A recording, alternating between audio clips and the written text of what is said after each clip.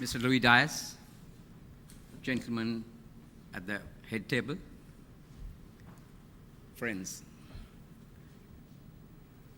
This is one of the most unique events that I have ever been to, because this is the first time in my whole life that I have attended a book on marketing written by a Sri Lankan and launched in Sri Lanka. As you all know, as Sri Lankans, we have two very important guiding passions. One, as we all are brought up in a way, we are expected to be good citizens.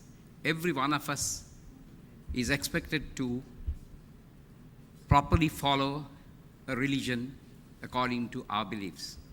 That is a part of a Sri Lankan mentality, part of a Sri Lankan lifestyle.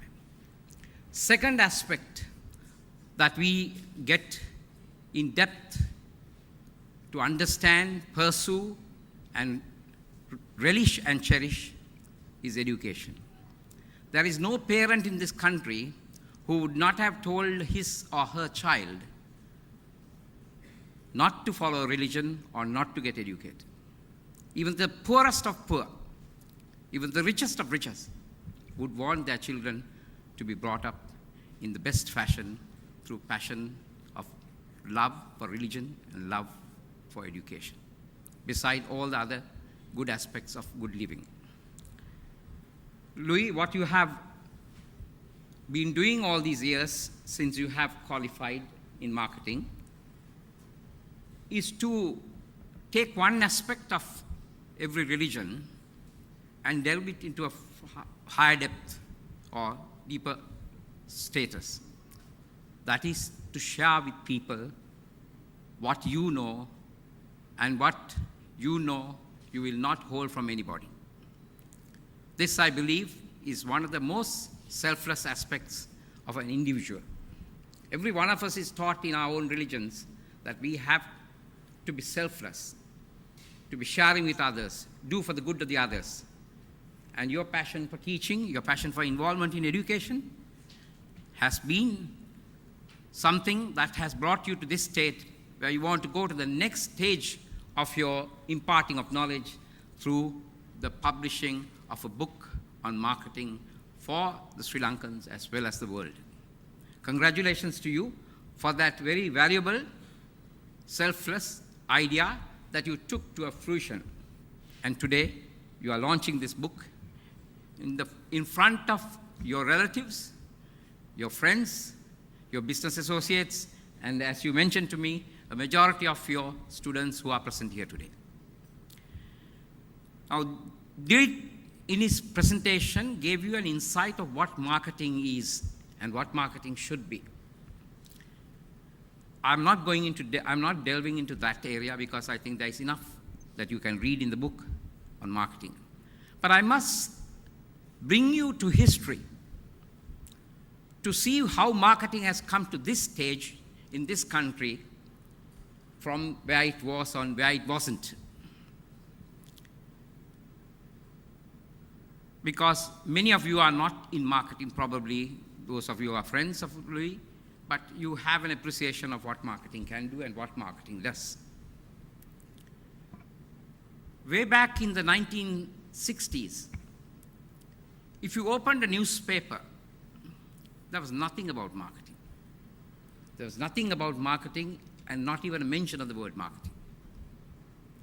There was mention of sales, which is an associated element of marketing, which is an item which cannot be alienated from marketing. Sales has to be part of marketing.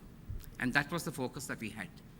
Thanks to the multinational companies that came here, they introduced the subject of marketing because they went into the idea of understanding consumers and working towards the understanding of consumers by providing them services and products that met their requirements.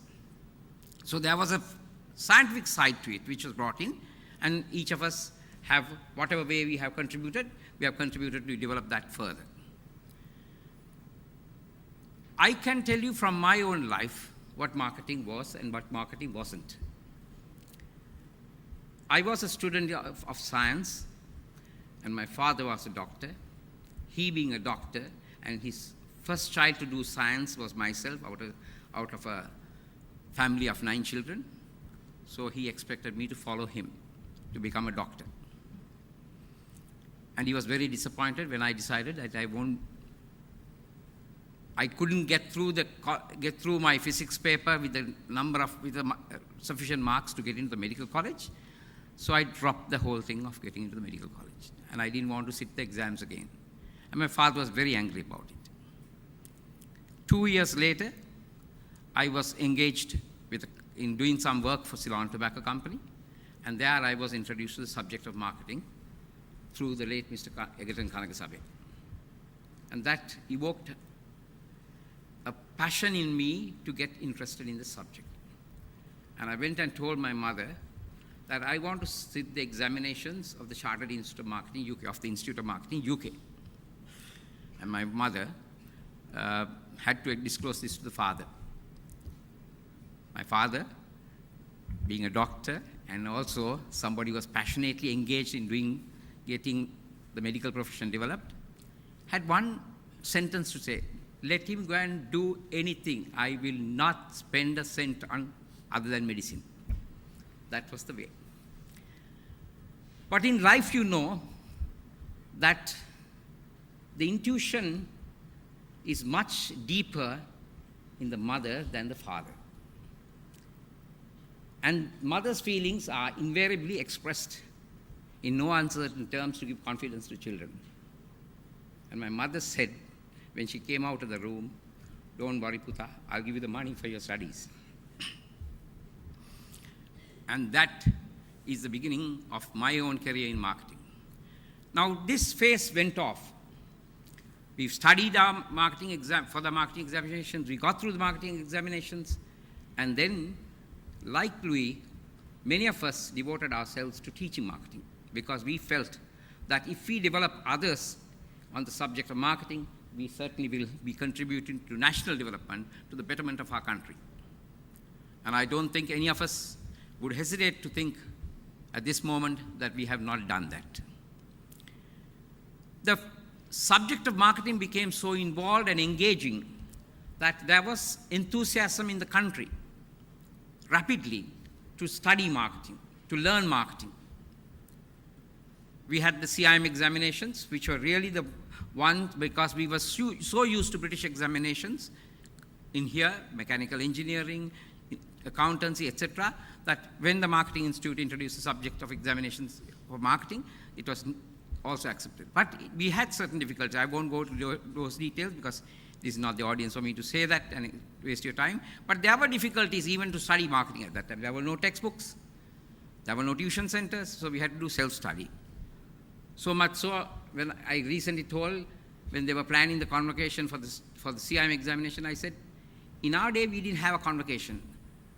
We didn't have a chancellor or representative to give us our certificate. The postman gave us our certificate. He was the chancellor, he was the lecturer. So, but we received it with the same amount of enthusiasm and interest that you have. I will ask you to go to some of the archives of our newspapers. Go to the newspapers of 1970s, early 70s. Take a Sunday Observer of early 70s. Go through the matrimonial columns, and if you can spot one advertisement which says, my wife, my daughter or son for a marketing professional, I'll give you a gold medal today. There were none who recognized marketing as professionals. Accountants were asked for, engineers were asked for, doctors were asked for, and marketers were not recognized. Marketing was not known. But today, you'll find a difference. I have not been reading them recently, but I can assure you that if you go, you'll find them still now putting them as marketing professionals and marketing graduates. People are proud to say they are marketing professionals as much as they're saying they're finance professionals. I'll take you another example to see how much misunderstood was marketing as a management philosophy. As a management, at the time that we were studying and we were pursuing development of marketing, we also got together and formed the Ceylon Institute of Marketing, now known as the Sri Lanka Institute of Marketing. And all of us were passionately engaged in developing the Ceylon Institute of Marketing. And in 1982, we wanted it incorporated by an act of parliament, and we worked towards that. In working towards that, towards the recognition of incorporation through the act of parliament, we had to make use of a member of parliament to propose on our behalf. And although Dr. Anand Tisadialis was actively engaged in marketing communications at that time, and he was speaker at that time, we couldn't use him, but we used another gentleman, Mr. Harendra Korea, Honorable Harendra Korea, to present our case. And this was presented to the cabinet to incorporate the Sri Lanka Institute of Marketing. And a very senior minister at the cabinet said, "Why do you want to incorporate Sri Lanka Institute of Marketing? We have the marketing department." And the marketing department was a failure at that time. So imagine the situation that people considered marketing department as the profession of marketing. So that's the background through which people have come in, and that's the background that Louis and his colleagues who are teaching have been fighting to get recognized and valued at. Today, marketing is a profession that is taken, people are proud to be associated, and the better part of marketing studies, as better part of finance, etc., is that marketing alone does not establish itself in making good managers. It has to have collectively other aspects of management incorporated. A good marketer would preferably have a better knowledge of finance, better knowledge of operations, better knowledge of national economy, better knowledge of and better insights of consumers. Now, what Louis has done through his book is to provide that insight, as Dilith also mentioned, the insight to the consumer, the insight to the business philosophies that have gone through, enabling the Sri Lankan populace of marketers and management students and students in secondary education as well as tertiary education to learn from Sri Lankan examples of Sri Lankan, actual examples of Sri Lankan performances. I'm very happy about that because this is something that we as teachers have strived to do. When I sat my final examination in the market research paper that was there at that time, I was citing the example of dry fish and dal to illustrate my point. Now, I thought to myself, if I did this alienating from actual, I may not get any marks. So I explained what dry fish was, and I explained what dal was. And probably the examiner felt that my example was adequate and good, and he gave me the relevant pass. Now, this went on for some time when all of us who went into teaching used local examples to illustrate the marketing elements and the marketing issues. We can read a lot of books that are available in the world. We can cite examples of those things in the world. But as Dilith said, where do you have the relationship to that particular understanding if you have not been associated with that in the way that you have been associated? So Louis' book on strategic marketing is going to be very helpful for us to understand marketing as it is seen and understood here in this country. I'd like to touch on another subject which Dilith also touched on, which is perception. The marketing strategy book will give you several examples of how to ensure that whatever strategy you adopt is with the purpose of improving people's perception of a product or service. The word perception has to have a positive approach, and the word perception must be part and parcel of a marketer's and a manager's guidelines in operations. And marketing delves into perception. Marketing evolves perception out of strategic thinking. If there is no strategic thinking, we cannot get to developing that perception. So consider the importance, wherever you are, whatever marketing or other jobs you do, are you helping the organization, or are you helping your product or service, or are you helping the country to improve its perception. We must evolve a strategy for improving the perception of the country. That is the one that goes to the minds of the tourists who are coming here, the minds of the people who are going to send foreign investments here, the minds of the people who are coming to look at opportunities in this country. We have to have improved perception, and that is a strategy that we need to develop. And Louis, in his book, explains many instances where companies have engaged in improving perception as a part of the strategy that is involved. This book is going to be of immense help to the people of this country at different practitioner levels. In my message to Louis, what I said was that those who haven't had many insights into marketing will find this as important as any other book. And I'm happy to see that so many of you who have some association with Louis, or some association with marketing, or some association with corporate, have come here to honor Louis with this particular responsibility that he undertook, he executed, and today he has seen it in the presence of all of you. So I'll like to wish Louis every success, and as Dr. Bandara said, Professor Bandara said, I would expect him to rewrite and write more books, because there is an opportunity. As I told you at the very beginning, there is a desire on the part of every person in this country for improved education. So whatever you read, you will always improve knowledge. And whatever knowledge you gather, you will always improve your ability to perform and ability to execute.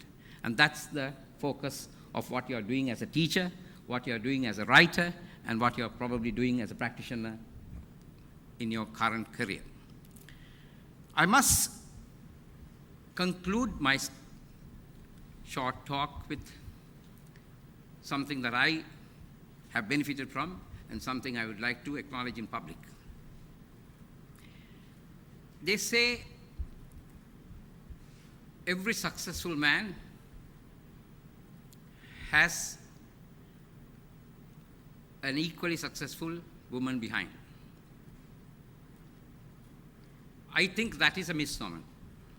I think every successful man has a passionately engaged woman behind. Whether it's your wife or girlfriend or somebody who's interested in what you're doing. I'd like to conclude my remarks by acknowledging the contribution my wife has made to me as a teacher, as a manager,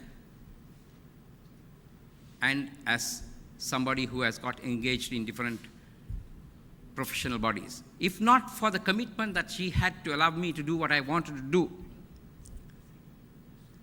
I don't think I would have done all what I did as a teacher or in any one of the professional bodies that I have.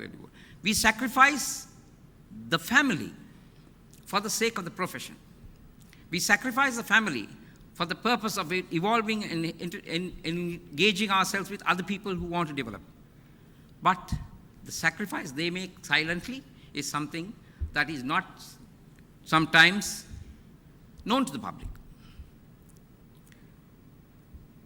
I personally feel that Louis has been blessed with Jacqueline, who has been a very supportive individual in helping him to write this book. Obviously, there are many days that he would have written the book late into the nights and probably on the whole day and not been able to give much attention to the family. But that was part of it. So we should be proud and happy to acknowledge the contribution that our spouses make, whether it's our wife or our husbands. The spouses contribute to your development in no uncertain way. And I want to thank Mrs. Louis, Jacqueline for her assistance to Louis in all his endeavors for education development and for the proliferation of marketing and the spread of marketing as a profession. May God bless you and your family, and I wish all of you will enjoy reading this book and help Louis and encourage Louis to do many more in the future. Thank you.